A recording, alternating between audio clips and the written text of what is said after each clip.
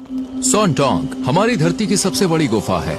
ये गुफा इतनी विशाल है कि इसमें अपना खुद का पूरा इकोसिस्टम है, यानी इसका अपना मौसम है। सैकड़ों मीटर नीचे जैसे आमतौर पर आसमान में बादल बनते हैं, वैसे ही बादल इस गुफा के अंदर भी बनते हैं। सॉनडोंग गुफा के अंदर धरती की सतह से गहराई में एक अनछुआ पुराना रेन फॉरेस्ट और एक विशाल अंडरग्राउंड नदी भी है। दोस्तों, यहाँ ट्रांसपेरेंट मछलियों से लेकर रंग बिरंगे बंदरों तक 250 से ज्यादा अनोखे पेड़ पौधे और जानवरों की प्रजातियां पाई जाती हैं। हाल ही में यहाँ 7 नए जीवों की खोज हुई है, जो सिर्फ इसी गुफा में मिलते हैं। ये गुफा 9 किलोमीटर लंबी है और इसका कुल आकार 38.5 मिलियन क्यूबिक मीटर का है। इसकी पैसेजेस इतनी बड़ी है कि इनके अंदर एक 40 मंजिला इमारत भी समा सकती है। यहाँ के विशाल स्टेलेग्माइट्स प्राचीन शहरों के टावरों की तरह ऊपर उठे हुए हैं। इस गुफा के अंदर चलते हुए इंसान खुद को एक छोटे से कीड़े जितना महसूस करता है। क्या कोई पत्थर खुद ब खुद हिल सकता है? सॉनडोंग में ऐसा होता है। यहाँ फाइटोकास्ट चट्टानें पाई जाती हैं जो ऑर्गेनिज्म जैसी लगती हैं और सूरज की रोशनी की ओर धीरे धीरे बढ़ती हैं। इसके अलावा यहाँ रेयर गुफा की मोती और कई अनोखी फॉर्मेशंस भी मिलती हैं। करीब 30 लाख साल पहले बनी ये गुफा दुनिया के लिए पूरी तरह से अनजान थी। किसी को इसके बारे में जानकारी नहीं थी जब तक कि वियतनाम में 2009 में इसके बारे में पता नहीं लगाया गया। और अब वक्त आ गया है कि आप पृथ्वी की सबसे विशाल गुफा को देखें। सुरक्षा और पर्यावरण संरक्षण के कारण यहाँ किसी को अकेले जाने की इजाजत नहीं है। इस अभियान का संचालन सिर्फ ऑक्सलाइज नाम की एकमात्र ऑथराइज्ड एजेंसी करती है। सॉनडोंग तक पहुँचने के लिए हमने 9 घंटे जंगल में ट्रैक किया और अब हमें इन गुफा से गुजरना होगा, जो दुनिया की तीसरी सबसे बड़ी गुफा है। ये गुफा दुनिया की सबसे बड़ी गुफा सॉनडोंग का गेटवे मानी जाती है। दोस्तों, इस सफर के लिए पूरी तरह तैयार होना बहुत जरूरी था, इसलिए निकलने से पहले हमने सॉनडोंग और उसके आसपास के इलाके के बारे में इंटरनेट पर गहराई से रिसर्च की, ताकि हमें हर जरूरी जानकारी पहले से मिल जाए। अब हम गुफा के अंदर बने बीच की तरफ बढ़ रहे हैं। सदियों से पास की नदियों का पानी धीरे धीरे इस गुफा को काटता है और आकार देता रहा है। इस गुफा की छत 145 मीटर ऊंची है और इसकी चौड़ाई 200 मीटर है। बाहर के मौसम में एक खाली जगह पूरी तरह से देखिए पानी में डूब जाती है। वाकई में सच में वो जो ऊपर बास्केट अटकी हुई है, उससे अंदाजा लगा सकते हो कि पानी का लेवल कितना ऊंचा चला जाता होगा। हमारे सामने एक शानदार झील थी और उसमें छलांग लगाने से खुद को रोक पाना नामुमकिन था।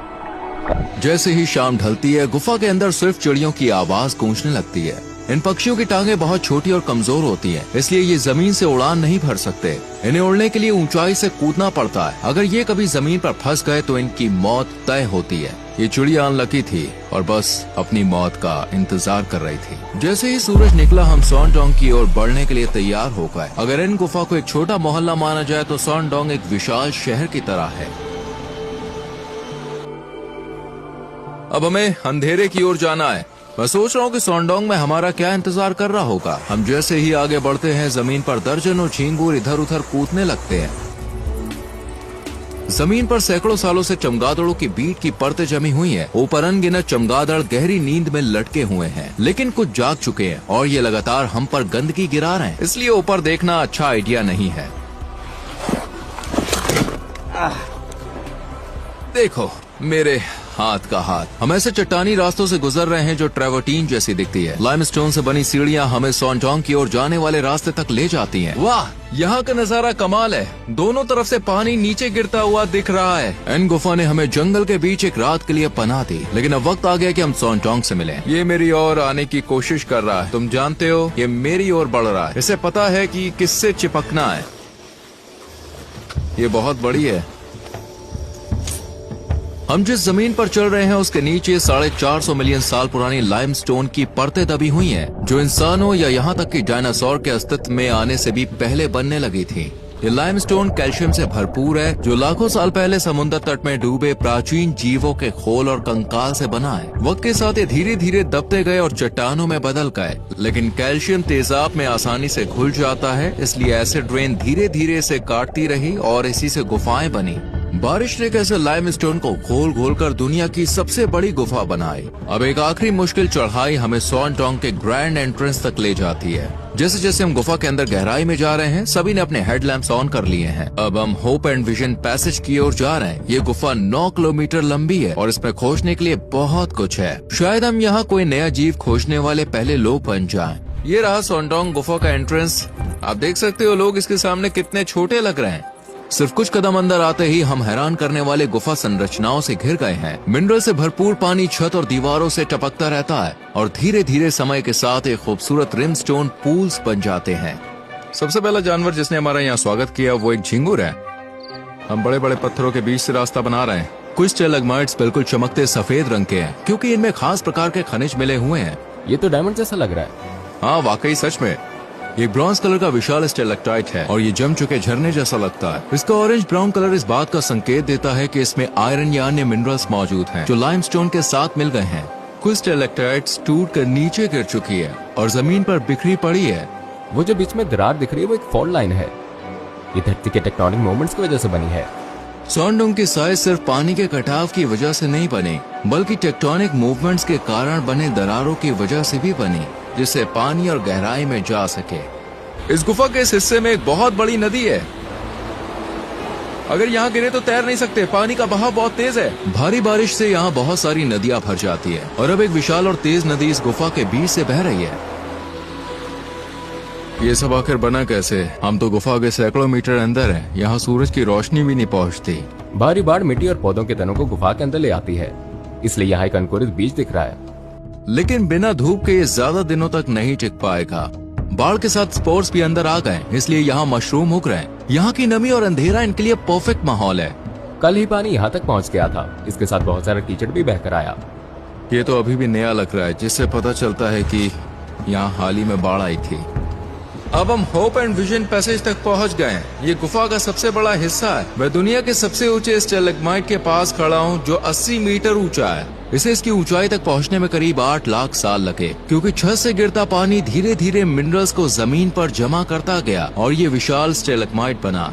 ये इतना बड़ा इसलिए हुआ क्योंकि ये गुफा के उस हिस्से में बना है जहाँ छत की ऊंचाई 170 मीटर से ज्यादा और चौड़ाई 130 मीटर से ज्यादा है। यानी ये जगह इतनी विशाल है कि इसमें 40 मंजिला इमारत समा सकती है और एक डबल डेकर एयरक्राफ्ट आराम से उड़ सकता है। देखो दूर से पहले ही डोलाइन से रोशनी आ रही है दोस्तों, वहीं हमें जाना है।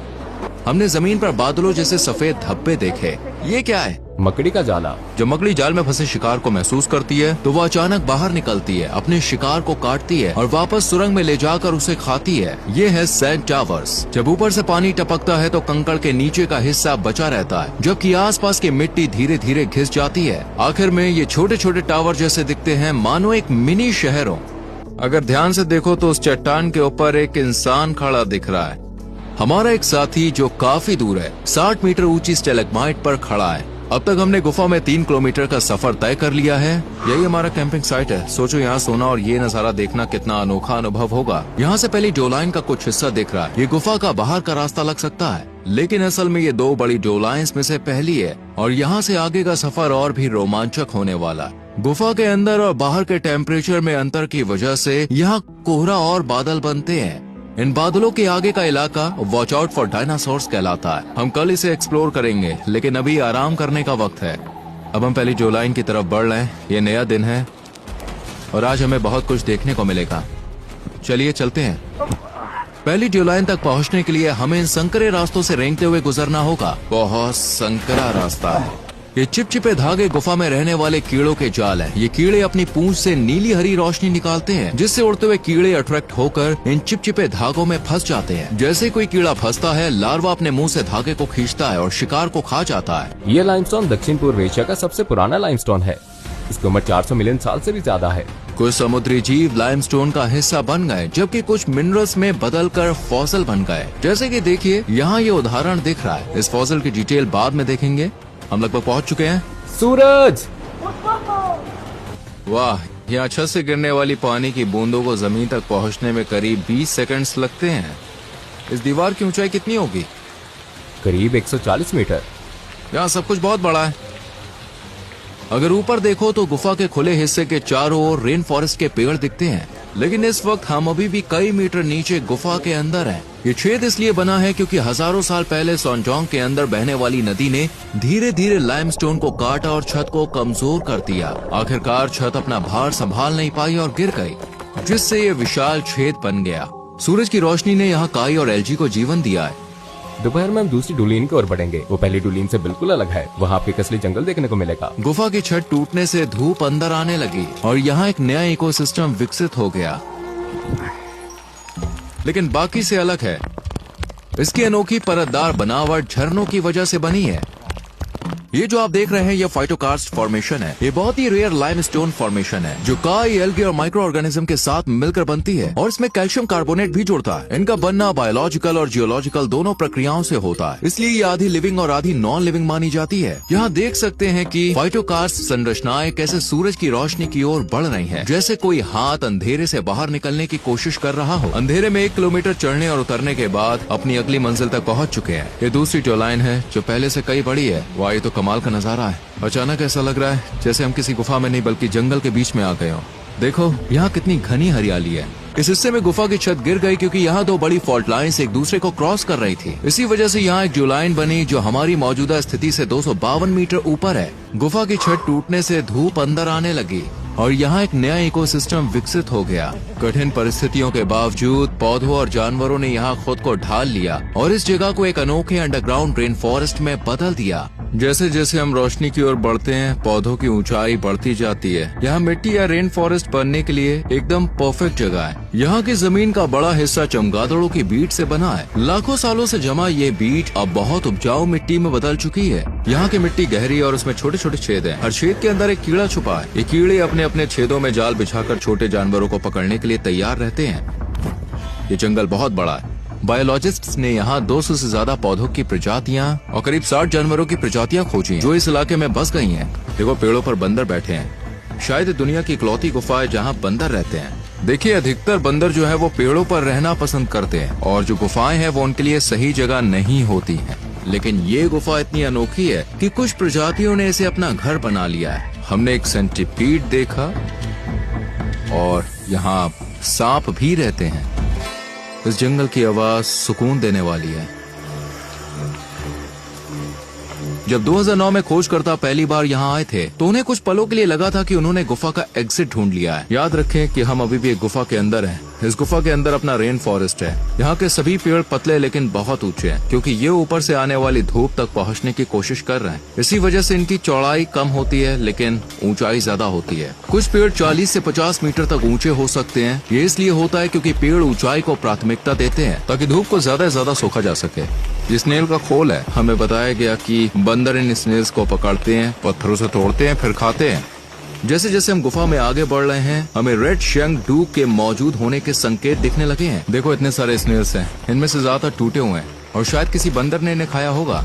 गुफा इतनी विशाल है कि हम भूल गए कि हम गुफा के अंदर हैं। यही वो जगह है जहां हम आज रात कैंपिंग करने वाले हैं। गुफा में हमारा चौथा और आखिरी दिन है। आज हमें पानी से भरी हुई सुरंग पार करनी है और फिर हम ग्रेट वॉल ऑफ वियतनाम तक पहुंचेंगे। यहाँ की स्टेलेग्माइट देखने में बहुत अच्छे लगते हैं, जैसे किसी मूर्तिकार की बनाई हुई हो। इस कॉलम के चारों ओर पानी से भरा हुआ एक पूल है जिसमें मछलियाँ तैर रही हैं। इन मछलियों की आंखें नहीं होती क्योंकि ये पूरी तरह अंधेरे में रहने के लिए ढल चुकी हैं। इन्हें देखने की जरूरत ही नहीं पड़ी और समय के साथ इनकी दूसरी सेंसेस और तेज हो गई। देखो ये मेरी परछाई या हाथ की हलचल पर कोई रिएक्शन नहीं दे रही। ये कुछ देख ही नहीं सकती। इसी तरह ये झींगुर भी पूरी तरह अंधा है। इसे मैं भी दिखाई नहीं दे रहा। ये रेयर फॉर्मेशंस गुफा के मोती कहलाते हैं। आमतौर पर इनका आकार केवल 1 सेंटीमीटर होता है, लेकिन यहाँ क्योंकि ये बहुत पुराने हैं कुछ मोती टेनिस बॉल जितने बड़े हो गए हैं। देखिए ये असली मूर्तियों की तरह बनते हैं और छोटे से न्यूक्लियस के चारों ओर मिनरल्स की परतें धीरे धीरे जमती रहती हैं। इन्हें पूरी तरह बनने में कुछ 100 साल लगते हैं। जैसे जैसे हम गुफा की ओर गहराई में बढ़ते हैं हमें कुछ अनोखा दिखता है। ये हिरन की हड्डियां हैं जो लगभग 500 साल पुरानी मानी जा रही हैं। अब हमारे सामने आखिरी चुनौती है, एक 80 मीटर ऊंची कर्स्ट वॉल जिसे the great wall of Vietnam कहा जाता है। वहाँ तक पहुँचने के लिए हमें पहले 600 मीटर लंबे 5 टिंडल पैसेज से गुजरना होगा। ये रास्ता पानी भर चुका है और एक खूबसूरत जेड ग्रीन झील में बदल गया। ये दीवार इतनी ऊंची है कि उसकी चोटी तक रोशनी भी नहीं पहुँचती। दीवार पार करने के बाद हमें 500 मीटर दूर गुफा के बाहर की रोशनी दिखने लगी है। बस हम पहुंच ही गए। हमने दुनिया की सबसे बड़ी गुफा सॉन्डोंग को एक छोर से दूसरे छोर तक